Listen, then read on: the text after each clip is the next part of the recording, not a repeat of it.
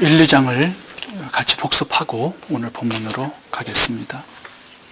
불신자들은 5가지의 죄 때문에 스스로 구원이 불가능합니다. 두 번째, 선을 행하는 자도 남을 판단하고 자기를 자랑하는 내면의 죄가 있기 때문에 스스로 구원이 불가능합니다. 세 번째, 선한 양심을 가진 자도 이미 타락한 죄인의 양심이기에 스스로 구원이 불가능합니다. 네 번째, 그렇다면 말씀을 가진 유대인은 구원을 받을 수 있는가? 말씀에 순종하는 삶이 없기 때문에 그들도 스스로 구원이 불가능합니다.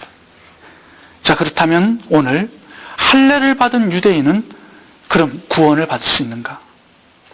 할례를 받아도 구원이 불가능하다. 오늘 이것이 본문의 주제입니다. 오늘 본문은 할례에 대해서 집중적으로 말씀을 하고 있습니다. 이 할례는 유대인들이 난 지 8일 만에 반드시 받아야 되는 거룩한 예식이었습니다. 이 할례는 이방인과 구별하는 표입니다. 하나님의 선택받은 선민임을 나타내는 표예요. 그래서 굉장히 큰 특권이고 매우 큰 자랑이 되었습니다. 이 할례를 행한 자는 어떤 죄를 지어도 어떤 간음을 행해도 구원을 받고 천국을 간다고 믿었습니다. 그런데 오늘 본문은 할례 자체가 구원을 줄 수 없다. 할례를 받아도 말씀을 지켜야만 그 할례가 효력이 있는 것이지 말씀을 지키지 않고 마음대로 살면 무할례자나 다름이 없다고 선언을 하고 있습니다. 유대인들이 들으면 기절초풍할 수 있는 그런 폭탄적인 선언이었습니다.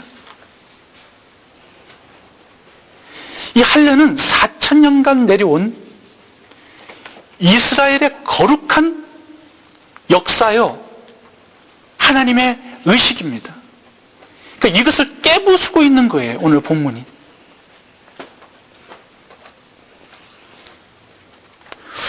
오늘 본문을 좀 쉽게 설명을 드리자면 이런 거와 마찬가지입니다. 바이올린은 스트라디바리 바이올린이 굉장히 비싼 바이올린이에요. 그거는 몇 개 되지 않습니다, 세계에 지금. 그 바이올린 안에 보면은 스트라디바리가 사인한 종이가 있어요, 안에. 이게 10만 불 이상 가는 굉장히 비싼 바이올린이에요. 그런데 그 스트라디바리의 바이올린 그장이 거기에 사인을 했더라도 이 바이올린이 제대로 소리를 내지 않아요. 이 바이올린이 가짜예요.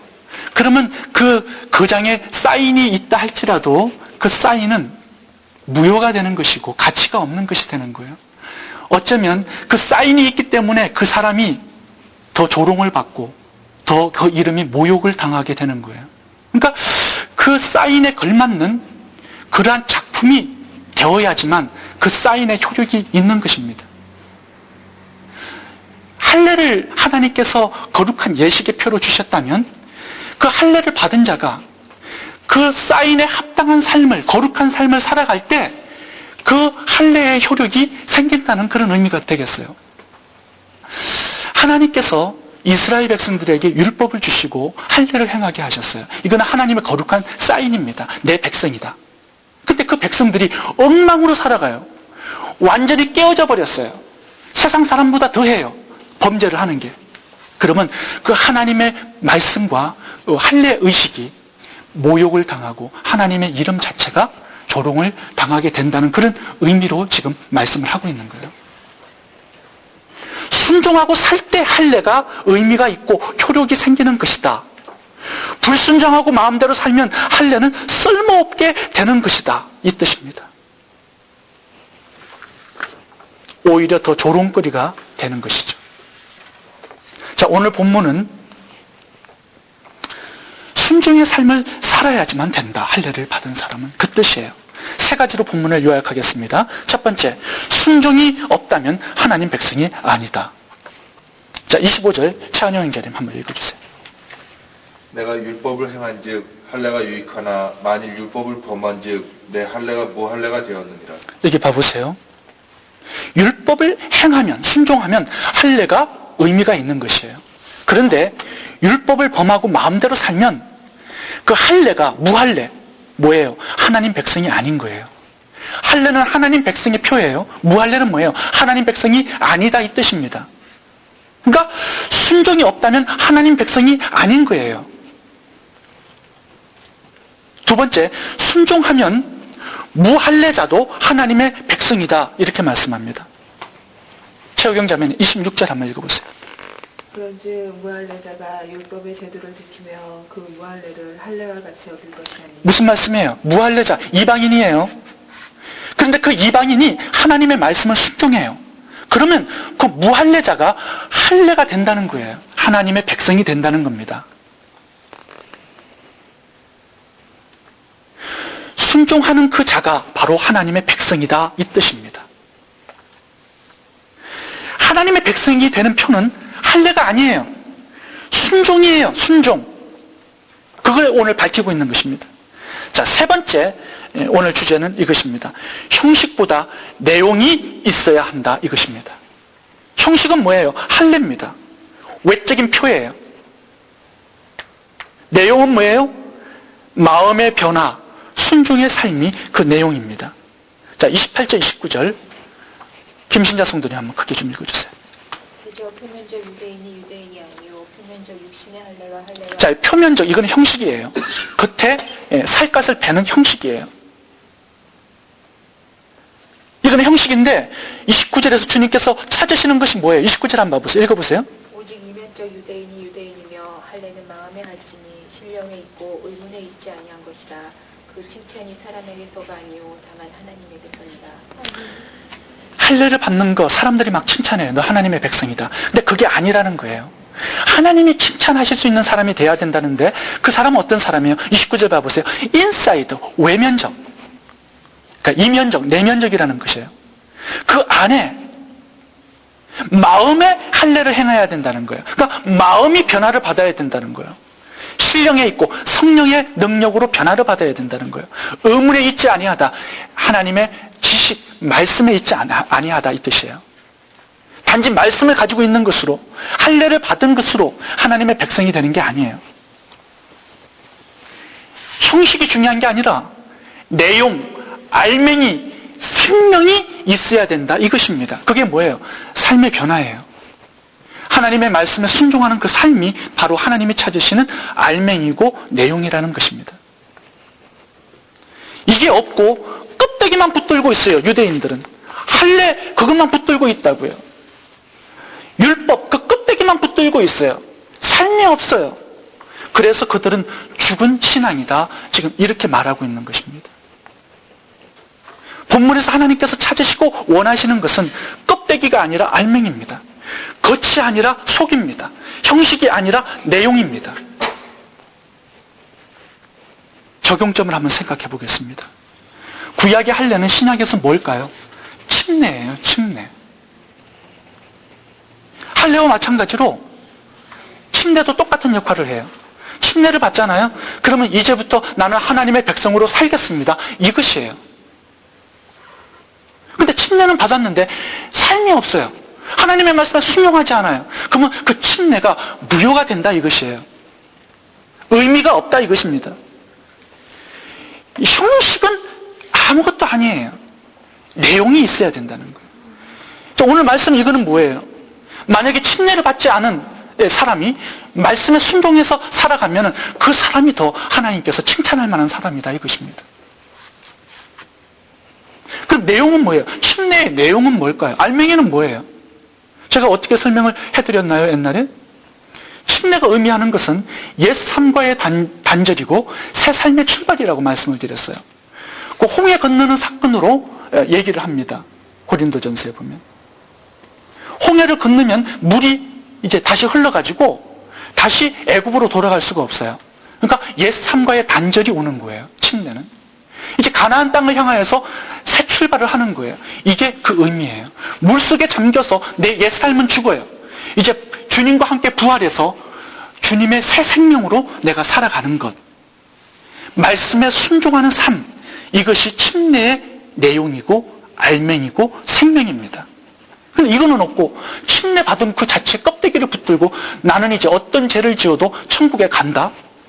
나는 구원 받았다. 그거는 아니라는 것입니다. 큰 착각하지 마세요. 우리는 상징과 형식과 껍데기만 붙들고 내용과 알맹이와 생명을 놓칠 수 있습니다. 그 이야기가 바로 마태복음 25장의 열처녀 비유입니다. 주님을 기다려요, 똑같이. 근데 5처녀는 어때요? 등은 있는데 기름이 없어요. 안에 속 알맹이가 없단 말이에요. 형식은 있어요. 근데 내용이 없어요. 생명이 없어요. 그러니까 어떻게 돼요? 주님을 만나지 못해요. 쫓겨나요. 여러분들이 지금 새벽 예배 이렇게 나오시는 거, 이건 형식이에요. 이그 자체가 구원을 주는 게 아닙니다. 여기에서 주님을 은혜를 받고, 주님을 깨닫고, 주님을 믿고, 삶에서 말씀을 순종할 수 있는 힘과 능력을 받는 곳이 바로 새벽 예배예요. 이거 껍데기를 붙들고 새벽 예배에 나왔기 때문에 나는 구원받고, 나는 반드시 천국 간다. 큰 착각입니다. 여러분, 주일 예배도 마찬가지예요. 이건 형식이에요. 이 주일 예배 빠짐없이 나온다고 해서 천국 가고 구원받는 게 아닙니다. 그 예배 속에서 주님을 만나야 돼요. 그 알맹이가 있어야 돼요.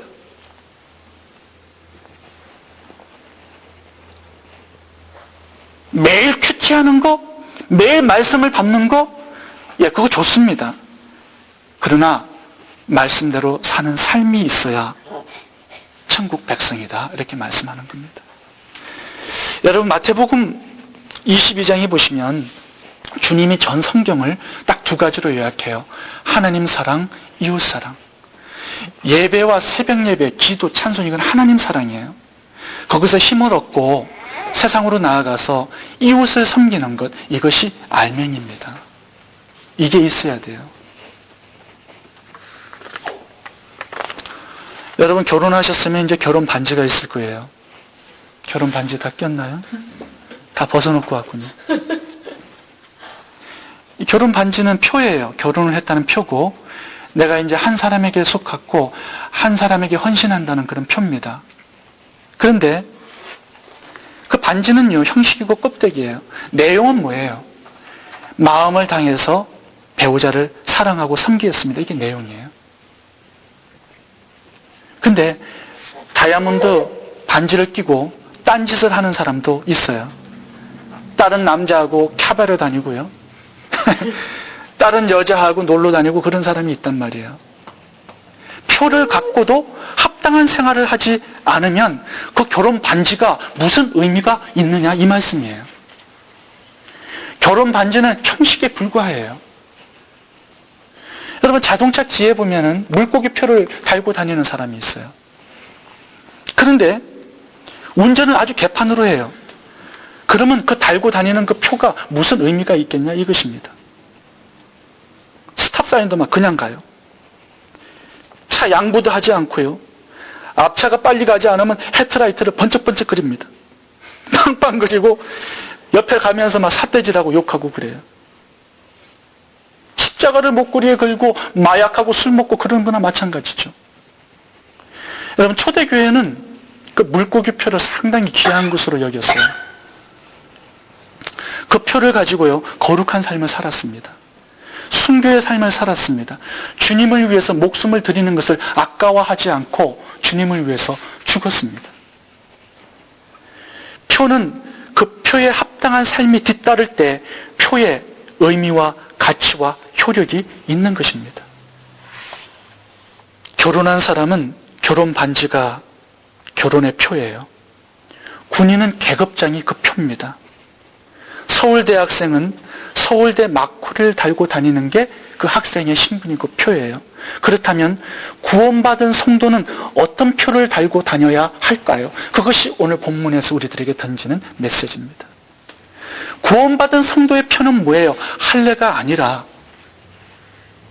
하나님 말씀에 순종하는 그 삶이 바로 구원받았다는 성도의 표라는 것입니다. 결론을 맺겠습니다.